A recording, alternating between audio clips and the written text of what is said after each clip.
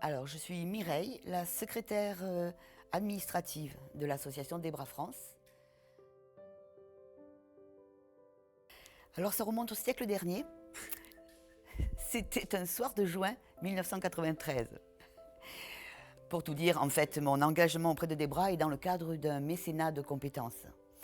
Et ça a commencé lors d'une soirée caritative qui a été organisée par un des journalistes qui bossait pour ma société, qui avait dans son entourage un jeune qui était atteint de B, qui est malheureusement décédé depuis.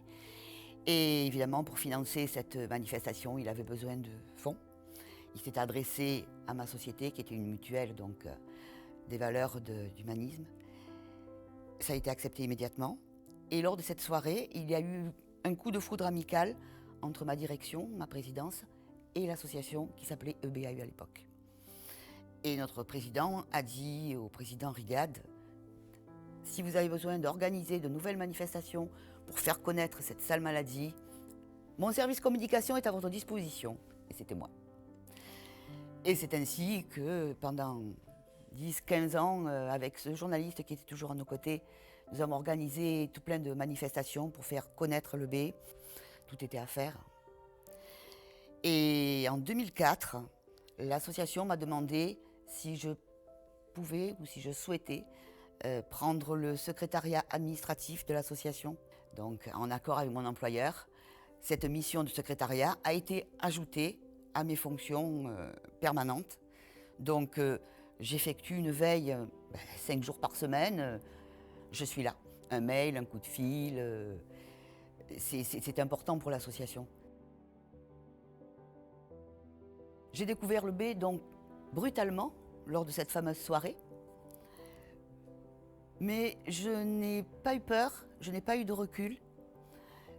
En revanche, oui, j'ai imaginé tout de suite la souffrance que peuvent ressentir les personnes touchées, puisqu'il y avait des personnes, autant des personnes moyennement touchées, mais des personnes très atteintes, donc là où ça se voit.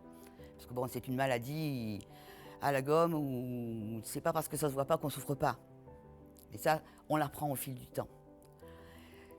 Mais je n'ai pas eu à m'habituer pour autant, parce que lorsque je considère les personnes, je les considère dans leur globalité. La seule chose où il y a peut-être eu un petit peu de sentimental, c'est que lors de cette soirée, le fameux garçon qui était dans l'entourage du journaliste qui nous avait approchés, avait sensiblement le même âge que mon fils. Et tout de suite, j'ai vu ce qu'il pouvait faire et pas faire. Et je les ai vus grandir. Geoffrey et mon fils, je les ai vus grandir. Tout ce que mon fils faisait, que Geoffrey, de moins en moins, pouvait faire. Et ça m'a touchée en tant que mère. Mais pour autant, je voyais Geoffrey comme quelqu'un de tout à fait normal, d'autant que c'était un battant, comme beaucoup de gens d'ailleurs dans cette maladie. Ben, quand on a quelque chose qui ne va pas, eh ben, on veut prouver qu'on peut être aussi bon et même parfois meilleur. Et je vois beaucoup de malades, franchement, ben, chapeau, hein. ils se démènent et font des choses merveilleuses. Il y a cette chance et cette opportunité pour l'association que ce soit un mécénat de compétences. C'est-à-dire, ben, je suis toute la journée à mon bureau, que je sois en télétravail ou sur site, peu importe, et ça fait partie de mes fonctions.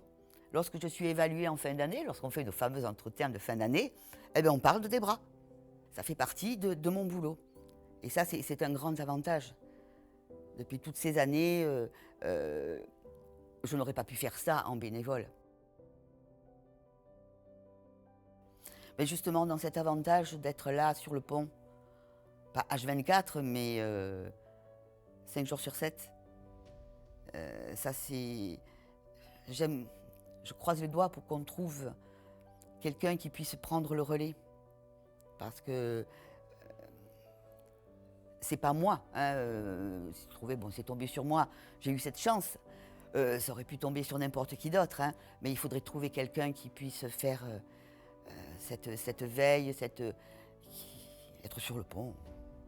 Quand je dis la veille, c'est-à-dire le mail arrive, ben, je peux le traiter dans la journée. Le coup de téléphone, la demande, que ce soit de la part des adhérents, que ce soit des personnes non adhérentes mais touchées par le B, et puis le conseil d'administration et toute la vie de l'association.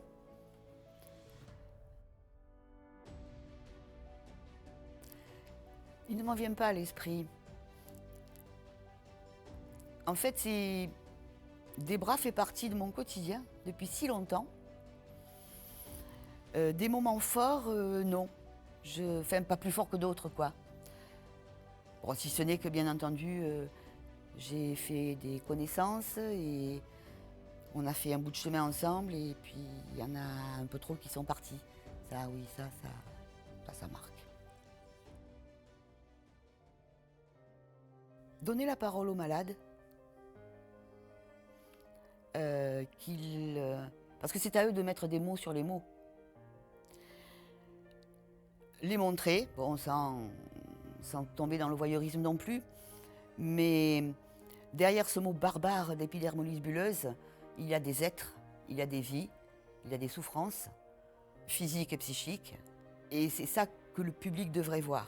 Il faut montrer un petit peu, montrer ce que ça crée dans le quotidien, ces contraintes, justement comme quand je parlais tout à l'heure de ce que ce garçon ne pouvait pas faire, plus faire. Oui, donner la parole aux malades et qu'ils retrouvent, parce que ce sont des gens, comme je disais tout à l'heure, comme les autres. Mais il faut quand même prendre en considération qu'ils sont dans une sacrée galère et il faut le montrer. Alors bon, la petite réponse bateau, les petits ruisseaux font les grandes rivières. Parfois les gens, c'est vrai, disent « Oh, je ne peux pas donner beaucoup », mais peu importe, c'est le geste. Et déjà, la personne qui donne, c'est qu'elle a entendu parler. Alors ça, c'est bien. Pour nous, au-delà du fait de recueillir des fonds pour la recherche, on dit, tiens, là, cette personne, elle a été émue, elle a été touchée, elle s'est sentie concernée, elle a voulu faire quelque chose. Ça prouve que ça avance. Et le don, ben, cette personne qui donne peu, il y en a tout plein des gens comme ça qui donnent peu. Mais au total, dans l'enveloppe, c'est bien conséquent. Il n'y a pas de petits ni de gros dons. Il y a des gestes, ce sont des gestes de solidarité, des gestes d'amour qui montrent que l'indifférence, finalement, n'est pas aussi répandue que ce qu'on peut le croire. Tu coupes.